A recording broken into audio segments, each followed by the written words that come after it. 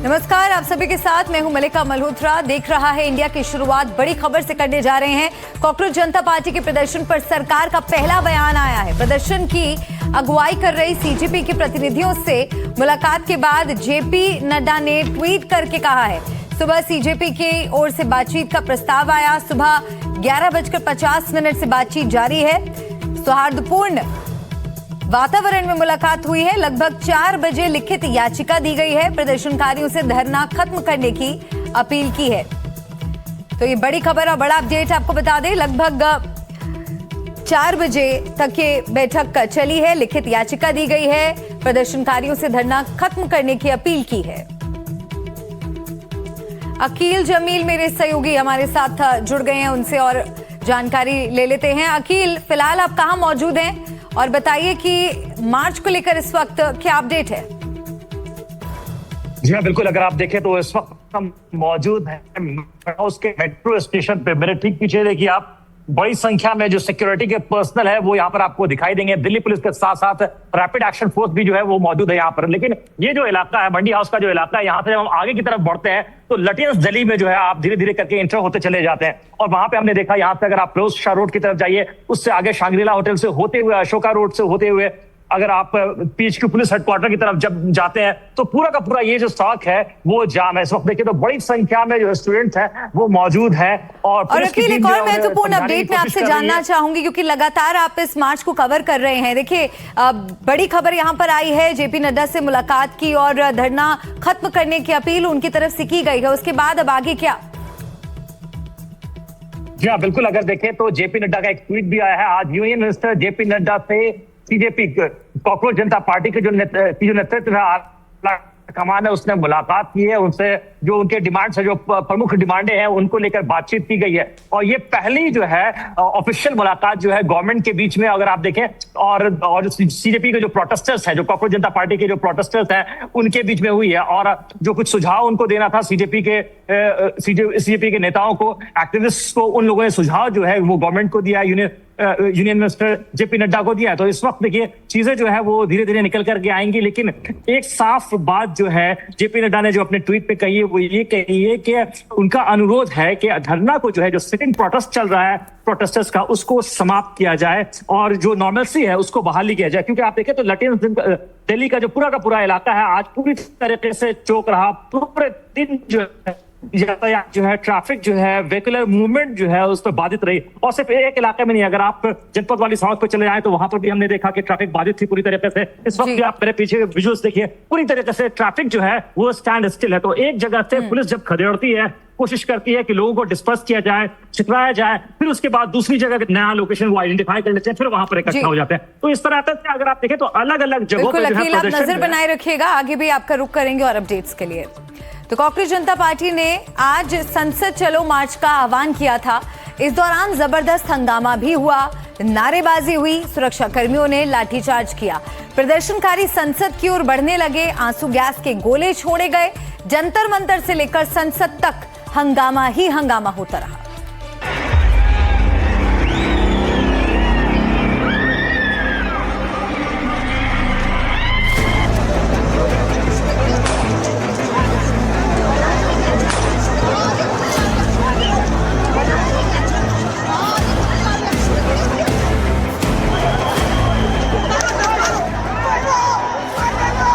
हंगामा, नारेबाजी, लाठीचार्ज, आंसू गैस के गोले। दिल्ली के जंतर मंतर से संसद भवन तक हंगामा मच गया।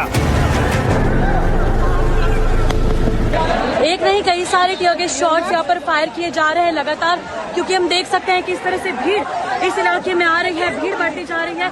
और इसीलिए आप यहाँ पे देख भी सकते हैं कि किस तरह से सभी लोगों ने अपने मुंह पे कपड़े बांध लिए हैं, जिस तरह से यहाँ पर टीयर गैस शॉट्स जो है वो फायर किए जा रहे हैं। हालांकि स्थिति यहाँ पर बहुत अच्छी नहीं है, क्योंकि लोगों को लगातार ये कहा जा रहा है कि इस इलाके को खाली करें। आवाजें बहुत सामने से आती सुनाई दे रही है। कुछ जो है प्रोटेस्टर्स को रोकने के लिए जो भी कुछ, अब देखिए ये इसी चीज की मैं बात कर रहा था कि शायद टीयर गैस है, क्या है हमें मालूम नहीं। इस तरह की आवाज बार बार सुनाई दे रही है।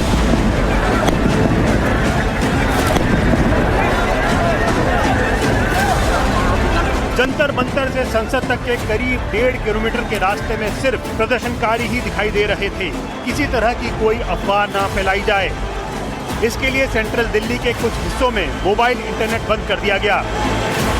सीजीआई का लगातार प्रोटेस्ट चल रहा है, तमाम सपोर्टर्स जो है वो यहाँ पे चल रहे हैं। देखिए लेकिन किस तरह से आंसू गैस के गोले जो है वो यहाँ पे दिल्ली पुलिस द्वारा जो है वो लगातार छोड़े जा रहे हैं। लगातार जो लोग हैं वो यहाँ पर आए हुए हैं और लगातार प्रोटेस्ट जो है वो जारी है। लेकिन देखिए तमाम लोग जो है वो भाग रहे हैं क्योंकि पुलिस द्वारा जो है यहाँ पर आंसू गैस के गोले जो है वो यहाँ पर छोड़े जा रहे हैं और उस तरफ और इस तरफ दोनों तरफ जो है पूरा बैरिकेड किया हुआ है। लेकिन लगातार बारिश के कारण भी जो सीजीआई के प्रोटेस्टर्स हैं, समर्थक हैं, वो यहाँ पे पहुंचे हुए हैं। तस्वीरों के बारे में दिखाना चाहूंगी। देखिए किस तरह से आंसू गैस के गोले जो है वो यहाँ पे छोड़े जा रहे हैं। पुलिस ने पहले ही एडवाइजरी जारी कर दी थी कि जंतर मंतर पर तय विरोध स्थल को छोड़कर कहीं भी विरोध मार्च, जुलूस प्रदर्शन और 5 या उससे ज्यादा लोगों के इकट्ठा होने पर सख्ती के साथ रोक है।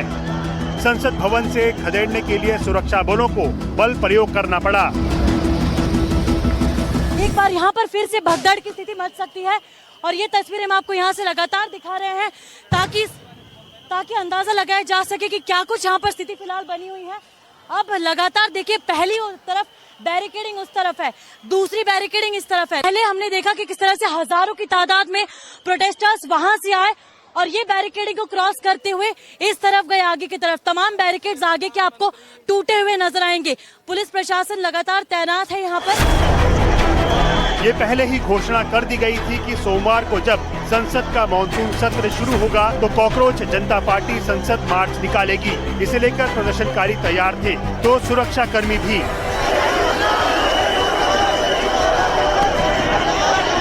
जंतर मंतर पर सुबह से ही प्रदर्शनकारियों का जुटना शुरू हो गया।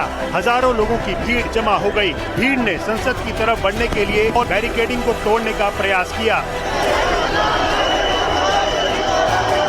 सुरक्षा बलों ने प्रदर्शनकारियों को तितर-बितर करने के लिए बल प्रयोग और लाठीचार्ज किया। सोनम वांगचुक को शनिवार सुबह सफदरजंग अस्पताल ले जाकर भर्ती करा दिया गया तो उनकी जगह पर सीजेपी के अध्यक्ष अभिजीत दीपके ही भूख हड़ताल पर बैठ गए थे। सोमवार दोपहर करीब 12:30 बजे अभिजीत ने अनशन तोड़ा। उस दौरान मंच पर सोनम की पत्नी भी मौजूद थी, लेकिन अनशन तोड़ने के बाद अभिजीत ने कहा कि सोनम को अगर जंतर मंतर नहीं भेजा गया तो वो संसद की ओर मार्च करेंगे। प्रदर्शनकारी मार्च पर अड़े रहे तो उधर संसद के बाहर सुरक्षा बढ़ा दी गई। उस ओर जाने वाली गाड़ियां रोक दी गई। किसी तरह का बवाल न कटे इसके लिए पूरी तैयारी कर ली गई। पूरे इलाके को सिक्योर कर दिया गया। आंसू गैस के गोले छोड़े गए, लेकिन फिर भी प्रदर्शनकारी संसद भवन के पास पहुंच गए। बिल्डिंग जो है ये रेल भवन है, इसी के ठीक पीछे पार्लियामेंट की बिल्डिंग है और इसके ठीक सामने जहां पर ये प्रदर्शन हो रहा था उसको यहां से खाली करा लिया गया। यानी करीब 50 से 100 मीटर के करीब पहुंच गए थे प्रदर्शनकारी, लेकिन उनको यहां से पुलिस ने भगा दिया है और अब रैपिड एक्शन फोर्स के जवान अब भी यहां पर तैनात हैं। लेकिन जो प्रदर्शनकारी हैं वो मेरे दाईं तरफ आपको दिख रहा होगा, भीड़ है और ये राजपथ का इलाका है जो इंडिया गेट की तरफ जाता है बाईं तरफ, और अधिकतर जो प्रदर्शनकारी हैं वो इनको इंडिया गेट की तरफ जो यहाँ पर मोड़ दिया गया है। देखिए लाठीचार्ज हुआ है और इसी तरीके का जो लाठीचार्ज है वो यहाँ पर किया जा रहा है। लगातार लाठीचार्ज हुआ है और इस लाठीचार्ज करके वहाँ से हटा दिया गया है। आप देख सकते हैं कि पूरी तरीके से लाठीचार्ज करके हटाया गया है इनको। इस तरफ वहाँ पर आप देखिए कि बैरिकेड को बंद कर दिया गया है। उस तरीके से जूते चप्पल आप देखिए कई सारे लोगों के छूट गए हैं। तो ये देखिए ये लाठी पड़ी, तो इस तरीके से हल्का बल प्रयोग करके वहाँ से जो है वो किया गया है। लेकिन निश्चित तौर पर जो हालात हैं जंतर मंतर के वो काफ़ी ख़राब हालात हैं। इस तरीके के तमाम सारे जो लोग हैं वो बार बार पुलिस के साथ में उनकी झड़प होती रहती है। तो अभी फ़िलहाल जंतर मंतर के जो हालात हैं वो ख़राब हो गए। इस बीच अस्पताल में भर्ती सोनम वांगचुक की एक चिट्ठी आई जिसमें उन्होंने कहा कि मैं बेहतर महसूस कर रहा हूं, मुझे संसद मार्च में जाना है, भले ही थोड़ी देर के लिए डिस्चार्ज करें। सीजेपी कार्यकर्ता और छात्र नीट में कथित गड़बड़ियों के विरोध में प्रदर्शन कर रहे हैं। सोमवार को अंदर संसद चल रही थी तो बाहर संसद भवन से थोड़ी ही दूर पर प्रदर्शन जारी था। दिल्ली में तेजश्री, रविश रंजन शुक्ला, मुकेश सिंह सेंगर, हिमांशु शेखर मिश्रा और मनोरंजन भारती की रिपोर्ट, एनडीटीवी इंडिया।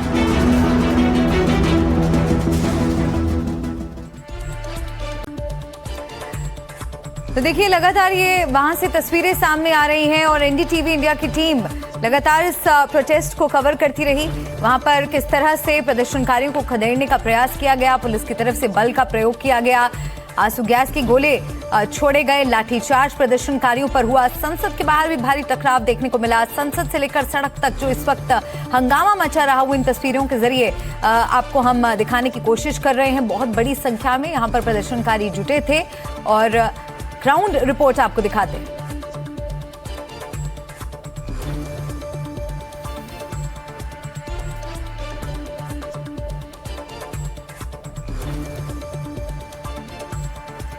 और इसी बीच आपको एक बड़ी खबर हम बता देते हैं। इस वक्त की बड़ी खबर मिल रही है। जंतर मंतर प्रदर्शन पर कल हाईकोर्ट में सुनवाई से जुड़ी ये बड़ी खबर सामने आ रही है। प्रदर्शनकारियों की निगरानी का मामला है और अब ये मामला कोर्ट में पहुंच चुका है। पुलिस से सवाल, सुप्रीम कोर्ट के निर्देश माने गए क्या? एसजी बोले कोई निगरानी नहीं की गई, क्योंकि जिस तरह से आज हमने देखा कि प्रदर्शनकारियों का जो मार्च था, जिसे अनुमति नहीं दी गई थी संसद तक पहुंचने की, उसमें कहीं ना कहीं चूक हुई। पुलिस को हालांकि बल प्रयोग करना पड़ा प्रदर्शनकारियों को हटाने के लिए, लेकिन उसके बावजूद कार्रवाई पर सवाल उठ रहे हैं। जंतर मंतर पर कैमरों से निगरानी से निजी जीवन प्रभावित, एक याचिका के तहत अब ये जो पूरा मामला है कोर्ट में पहुंचा है। हाईकोर्ट कल इस मामले की सुनवाई करेगा।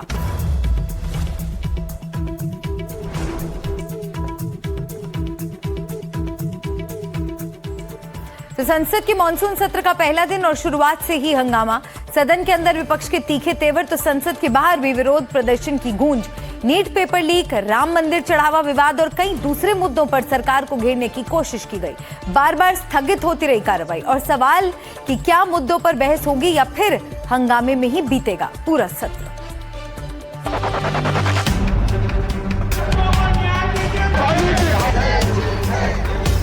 संसद के मानसून सत्र का पहला दिन बहस से ज्यादा हंगामे का दिन बनकर रह गया। लोकसभा की कार्यवाही शुरू होते ही विपक्ष ने सरकार के खिलाफ मोर्चा खोल दिया। नीट पेपर लीक से लेकर राम मंदिर चढ़ावा विवाद तक कई मुद्दों को लेकर विपक्षी सांसद वेल में पहुंच गए।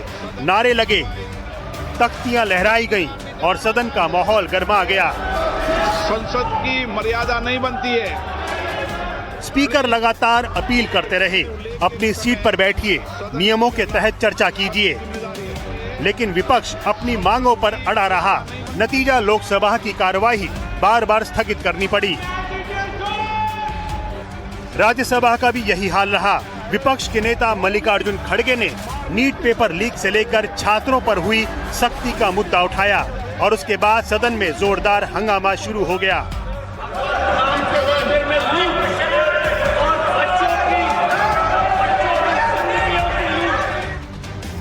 विपक्ष का आरोप है, देश के बड़े मुद्दों पर जवाब देने से सरकार बच रही है। विपक्ष चाहता है कि सदन में तत्काल चर्चा हो, जवाबदेही तय हो और सरकार अपना पक्ष रखे। सर, ये स्टूडेंट का मामला है, जो लाखों बच्चों की जो भविष्य है, उनके भविष्य के बारे में मैं बात कर रहा हूं और उसके लिए आज यहाँ जंतर मंतर पे हजारों बच्चे वहां पर आए हैं। वहां लाठी चार्ज हो गया है। गवर्नमेंट मारने की कोशिश कर रही है, गवर्नमेंट दबाने की कोशिश कर रही है। अभी सबसे पहला सवाल यह है कि नीट के बच्चों को न्याय मिले और यहाँ के जो बच्चे जो आए आंदोलनकारी, उनके साथ व्यवहार अच्छा हो। ये जो आंसू गैस, लाठी, करंट या पत्थरबाजी ये पुलिस कर रही है, ये व्यवहार करेगी पुलिस। सोचिए, करंट का जिक्र सांसद कर रहे थे। विपक्ष की अपनी दलील है, लेकिन सरकार का कहना है कि बहस से कोई परहेज नहीं, लेकिन सदन की कार्यवाही नियमों के तहत ही चलेगी। सत्र की शुरुआत से पहले पीएम मोदी ने उम्मीद जताई कि संसद में सार्थक चर्चा होगी। अपने संबोधन के दौरान प्रधानमंत्री ने विपक्ष पर भी निशाना साधा।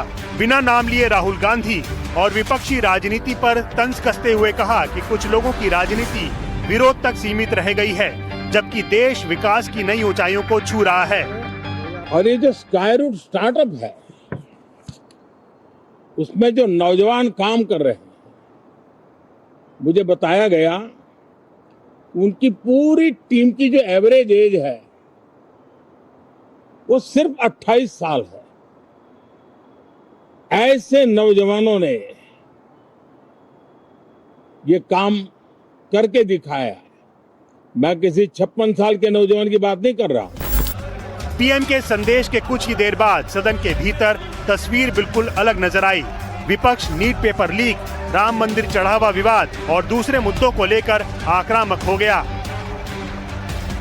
अफसोस की बात है, पूरी जो सब लोग और पूरा विपक्ष एक साथ खड़े होकर कह रहा है कि आप सदन के अंदर जो जनता के विशेष मुद्दे हैं, छात्रों का जो मुद्दा है, आप उस पे आप सदन के अंदर चर्चा करिए, आप राम मंदिर पे आप चर्चा करिए। लेकिन आज जो हमने दिन में जो सुबह में जो बिजनेस आता है, जो आज का जो एजेंडा है पार्लियामेंट का, उस एजेंडा में नीट का एक उल्लेख नहीं। आज के पार्लियामेंट के एजेंडा में राम मंदिर का कोई उल्लेख नहीं। आज के पार्लियामेंट के एजेंडा में क्या है? सरकार के उनके दस्तावेज। तो क्या सदन सरकार के दस्तावेज के लिए ही है? और इसीलिए हमने सुबह से ही आपत्ति हमने जताई। मॉनसून सत्र अभी शुरू ही हुआ है, लेकिन पहले ही दिन की तस्वीर ने आगे के लिए संकेत साफ कर दिए हैं। एक तरफ सरकार का एजेंडा जिसमें कई महत्वपूर्ण बिल शामिल हैं, दूसरी तरफ विपक्ष का हमला जो मुद्दों पर तत्काल चर्चा चाहता है। यानी आने वाले दिनों में सियासी संग्राम और तेज होने वाला है, क्योंकि ये सिर्फ कार्यवाही का टकराव नहीं, ये नैरेटिव की लड़ाई है। जाहिर है मुद्दों की धमक अब सिर्फ सदन तक सीमित नहीं रह गई है, बल्कि ये लड़ाई संसद से सड़क तक पहुंच चुकी है। संसद भवन से एनडीटीवी के लिए राजीव रंजन के साथ मनोरंजन भारती की रिपोर्ट, एनडीटीवी इंडिया।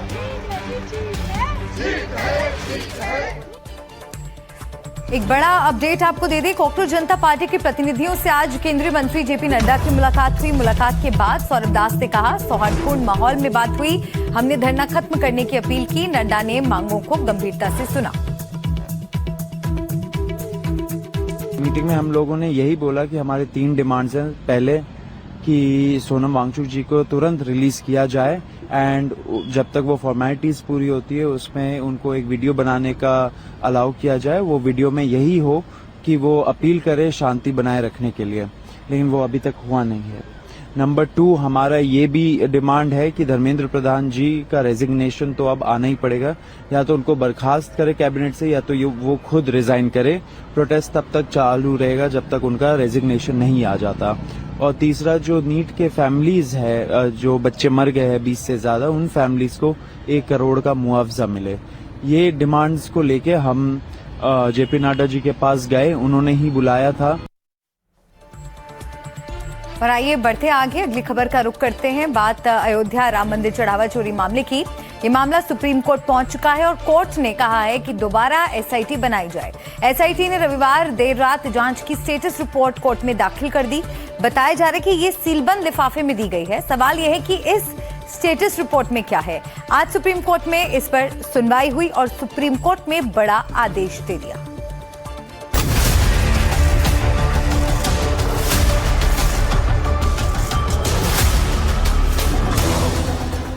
चढ़ावा चोरी के आरोपियों से पूछताछ हो रही है। नकदी, सोना चांदी, प्रॉपर्टी के कागजात की बरामदगी हो रही है। ट्रस्ट के बड़े अधिकारियों के इस्तीफे हो चुके हैं। अब सबको इंतजार है कि चढ़ावा चोरी की जांच के लिए बनी एसआईटी की रिपोर्ट में क्या है। मामला सुप्रीम कोर्ट तक पहुंच चुका है। सुप्रीम कोर्ट ने कहा कि नई एसआईटी बनाई जाए। जानकारी के मुताबिक सुप्रीम कोर्ट में हुई सुनवाई के दौरान सीजेआई सूर्यकांत की अध्यक्षता वाली पीठ ने एक नई और अधिक शक्तिशाली एसआईटी गठित करने का निर्देश दिया है। सुप्रीम कोर्ट ने कहा, जांच के लिए खास तौर पर एक एसआईटी होनी चाहिए जिसकी अगुवाई कोई सीनियर आईपीएस अधिकारी करे। जांच निष्पक्ष और बिना किसी भेदभाव की होनी चाहिए। जांच को तार्किक नतीजे तक पहुंचाया जाना चाहिए। सॉलिसिटर जनरल तुषार मेहता को यूपी सरकार से SIT के लिए नाम लेकर आने को कहा गया है। अयोध्या राम मंदिर चंदा चोरी के मामले में सुप्रीम कोर्ट ने सबको चेता दिया है कि इस मामले में राजनीति नहीं होनी चाहिए। उन्होंने ये भी कहा है कि जो अदालत है वो ये सुनिश्चित करेगी कि इस मामले की जांच पारदर्शी ढंग से हो और सही नतीजे तक पहुंचे। सुप्रीम कोर्ट ने ये भी कहा है कि इस मामले की जांच एक SIT से होनी चाहिए जिसमें वरिष्ठ पुलिस अधिकारी शामिल हों। जो सरकार की तरफ से पेश हुए SG तुषार मेहता, उनको कहा कि जिस तरीके से पहले एक SIT बनी थी उसी तरीके से जांच में भी SIT होनी चाहिए, वरिष्ठ अधिकारी होने चाहिए। इस मामले की अगली सुनवाई अब सुप्रीम कोर्ट में 27 जुलाई को होगी। जानकारी के मुताबिक कोर्ट ने कहा है कि इस मामले को राजनीतिक रंग न दें। यह अपराध एक सीधा सा मामला है। हम सुनिश्चित करना चाहते हैं कि जांच ठीक से हो। इससे पहले यूपी SIT ने सुप्रीम कोर्ट में सीलबंद लिफाफे में रिपोर्ट सौंपी थी, लेकिन अब सुप्रीम कोर्ट ने नई SIT बनाने का ही निर्देश दे दिया है। दिल्ली में आशीष भार्गव के साथ NDTV इंडिया। और यहाँ एक ब्रेक के लिए हम रुक रहे हैं। ब्रेक के बाद देखेंगे कि कैसे देश के कई राज्य आजकल कुदरत का कहर झेल रहे हैं। कश्मीर से लेकर अरुणाचल तक मॉनसून कैसे मुसीबत बनकर आया है। ब्रेक के बाद ये तमाम तस्वीरें आपके सामने रखेंगे।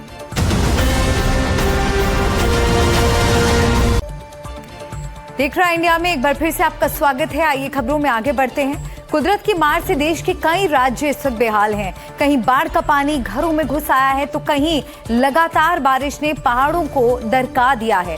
हिमाचल और उत्तराखंड में भूस्खलन से सड़कें बंद हैं, जबकि पूर्वोत्तर के कई इलाकों में नदियां उफान पर हैं। तो कहीं लगातार बारिश ने पहाड़ों को दरका दिया है। जम्मू कश्मीर में बाढ़ बारिश से 16 लोगों की मौत हो गई है और करीब 7 लोग अब भी लापता हैं।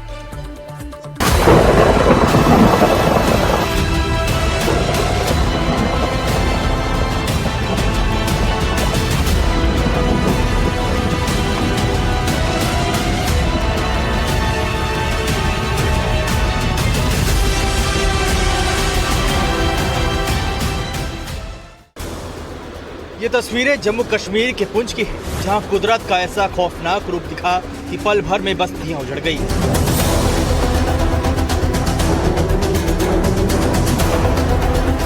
शनिवार और रविवार की दरमियानी रात आसमान से ऐसी आफत बरसी जिसने हंसते खेलते परिवारों को मलबे के नीचे दफन कर दिया। सबसे ज्यादा तबाही पुंछ की सुरनकोट तहसील में हुई। यहाँ अचानक आई बाढ़ और भूस्खलन की वजह से कई घर ताश के पत्तों की तरह ढह गए। तबाही का आलम यह है कि दर्जनों गाड़ियाँ पानी के तेज बहाव में तिनके की तरह बह गई। ये करीब 4 बजे आया, बहुत ही जबरदस्त। यहाँ पे सारे वर्कर अंदर सोए हुए थे, तो जो गार्ड थे, गार्ड ने अलर्ट किया। जब उठे तो देखा चारों ओर पानी ही पानी था, तो भागने का कोई रास्ता नहीं था क्योंकि इस तरफ से फ्लड था। तो यहाँ से शॉर्टकट रास्ता बड़ी मुश्किल से मतलब वर्कर निकल के मंदिर तक पहुंचे, तो नाइट में वही मंदिर में रुके सारे। मटेरियल क्वालिटी से ऑपरेटर्स दह गए हैं। हमारे सीमेंट गोदाम के हमारे 5-6 हजार बैग वो पूरा जम गए हैं, पूरा पानी उसमें भर गया था गोदाम में हमारे। सेना, पुलिस और NDRF की टीमें रेस्क्यू ऑपरेशन में जुट गई हैं। लापता लोगों की तलाश के लिए युद्ध स्तर पर सर्च ऑपरेशन जारी है। जम्मू कश्मीर के डोडा में भी भारी लैंडस्लाइड हुई। यात्रियों से भरी बस पर पत्थर गिरे और इस हादसे में एक यात्री की मौत हो गई। भूस्खलन की वजह से नेशनल हाईवे 244 बंद पड़ा है। जम्मू कश्मीर के राजौरी जिले में हालात बेहद गंभीर बने हुए हैं। बादल फटने और मूसलाधार बारिश के बाद जिले में भीषण फ्लैश फ्लड ने भारी तबाही मचाई है।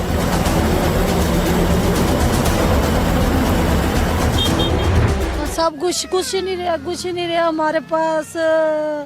और बा साड़ी पैन भी रुड़ गई, बाद बच्चे उदा कोई भी नहीं गा, गलियां ही गईयां पैन। कपड़े कोई नहीं बचे, खाली कपड़े पर लगे नहीं लगे कोई सामान नहीं बचा। उस तरह टेंट से सारा सामान सारा रुड़ी गया। रात को जो पीछे से फ्लड आया है, फ्लड आने की वजह से सारी जमीन यहाँ से पूरी बह गई है, जिसकी वजह से मेरी मशीनें, कंपर, प्लांट, RMC प्लांट और मेरी लैब वगैरह जितना भी इंफ्रास्ट्रक्चर मैंने यहाँ पे बनाया हुआ था वो सभी फ्लड के अंदर बह गया है। बड़ी मुश्किल से हम लोगों ने स्टाफ को यहाँ से निकाला है, सिक्योरिटी वालों को लगा के।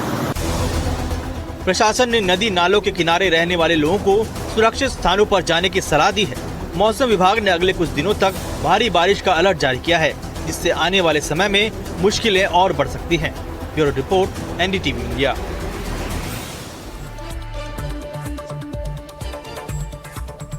अब आपको नागालैंड और असम में बारिश की तस्वीरें दिखाते हैं। नागालैंड में भूस्खलन की वजह से 9 लोगों की मौत हो गई है। कई जिलों में भूस्खलन से सड़कें बंद हो गई और लोगों को भारी मुसीबतों का सामना करना पड़ रहा है। तो वहीं असम में कई जिले बाढ़ की मार झेल रहे हैं। बाढ़ का पानी अब लोगों के घरों तक पहुंच गया है।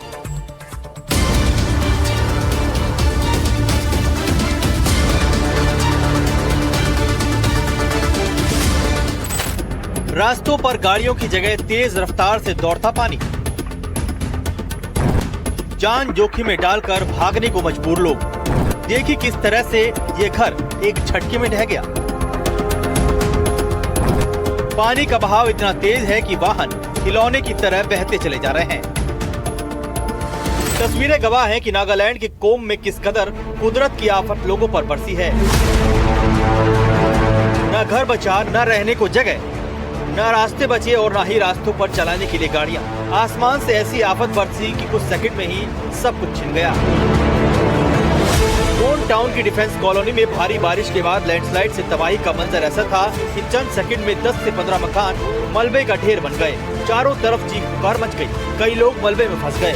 पुलिस सूत्रों के मुताबिक भूस्खलन प्रभावित इलाका बहुत बड़ा है और प्रभावित इलाकों में पानी का तेज बहाव हालातों को और चुनौतीपूर्ण बना रहा है। हालांकि लैंडस्लाइड के बाद असम राइफल्स और नागालैंड पुलिस की ओर से बचाव अभियान चलाया गया। मलबे में दबे लोगों को निकालने की कोशिश की गई, लेकिन लगातार हो रही बारिश की वजह से निचले इलाकों में पानी भर गया है और पहाड़ी ढलानों पर हुई लैंडस्लाइड ने मुख्य रास्तों को पूरी तरह ब्लॉक कर दिया। स्थिति को देखते हुए नेशनल डिजास्टर रिस्पांस फोर्स यानी NDRF और भारतीय सेना की विशेष टीमों को भी कोन जिले के लिए रवाना किया गया ताकि रेस्क्यू ऑपरेशन में और तेजी लाई जा सके। अब जरा असम का हाल देखिए। असम के चराईदेव जिले में सड़कों पर हर तरफ बाढ़ का ही पानी दिख रहा है। बारिश का पानी लोगों के घरों तक पहुंच गया। जोरहाट में लोगों का नाव से रेस्क्यू किया जा रहा है। हालात ऐसे हैं कि बाढ़ के पानी के बीच से एम्बुलेंस को गुजरना पड़ रहा है। यहां तक कि रेलवे ट्रैक तक पानी के तेज बहाव में बह गए। ये तस्वीरें असम के सोनारी की हैं। NDTV ने ग्राउंड पर पहुंचकर यहां के हालात का जायजा लिया। लोगों के घुटनों से ऊपर तक पानी भरा हुआ है। सड़कें, घर, सब कुछ बाढ़ के पानी में डूब चुके हैं। हम दिखाना चाहेंगे ये सोनारी टाउन का माहौल है। ये सोनारी टाउन का बीच का जो शिव मंदिर टीनाली है, ये शिव मंदिर टीनाली का हालत ये है। हम जब अभी जहाँ खड़ा है ये एक राजमार्ग है धोदराली, जिस धोदराली का ऊपर से अभी आदमी का जो पानी इतना लेवल से जा रहा है। आपको दिखाना चाहेंगे इसका बीच में जो आदमी आ रहा है उनको देखने से आपको पता चलेगा कि कितना पानी हो रहा है यहाँ में। इस तरह से कई राज्य इस वक्त बारिश और बाढ़ की चपेट में आए हुए हैं और आने वाले दिनों में ये हालात और भी बिगड़ने की आशंका है। असम के सोनारी से रफीक अहमद के साथ ब्यूरो रिपोर्ट NDTV इंडिया।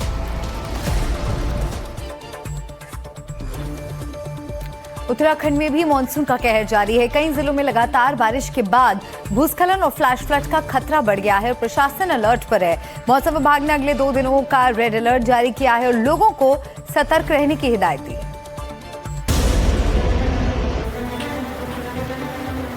पहाड़ी इलाकों में हो रही भारी बारिश और तबाही का असर उत्तराखंड के कई जिलों में भी दिखाई दे रहा है। उत्तराखंड के बागेश्वर जिले से कुदरत के कहर की ये डराने वाली तस्वीरें सामने आई। कपकोट ब्लॉक के मौनधुरा इलाके में शनिवार शाम अचानक पहाड़ का एक बड़ा हिस्सा भरभरा कर ढह गया। देखते ही देखते भारी मात्रा में मलबा और विशाल चट्टानें तेज रफ्तार से नीचे की ओर बहने लगी। भूस्खलन का ये वीडियो इलाके में दहशत की वजह बना हुआ है। राहत की बात यह है कि फिलहाल किसी जनहानि या बड़े नुकसान की आधिकारिक पुष्टि नहीं हुई है। देहरादून में भी हालात कुछ ज्यादा ठीक नहीं है। यहाँ संतला देवी मंदिर के पास नदी में 7 लोगों के फंसे होने की सूचना पुलिस कंट्रोल रूम को मिली, जिसके बाद पुलिस और SDRF की टीम ने रेस्क्यू ऑपरेशन चलाया। करीब 7 लोगों को सुरक्षित नदी के बीच टापू से बाहर निकाल लिया गया है।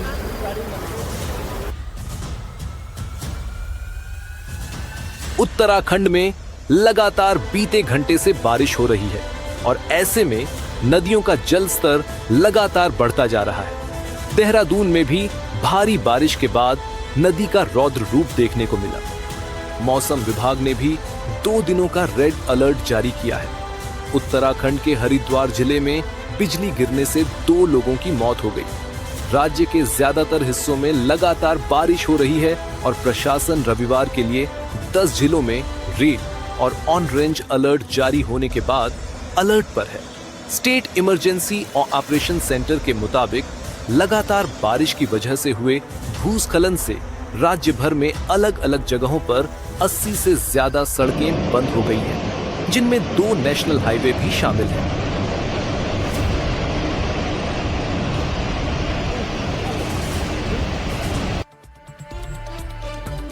अब हिमाचल प्रदेश की बात करते हैं। यहाँ भी प्रशासन पूरी तरह से अलर्ट पर है। मौसम विभाग ने शिमला समेत 5 जिलों में भारी बारिश का रेड अलर्ट जारी किया है। हालांकि कुछ इलाकों में हल्की बारिश शुरू हो चुकी है।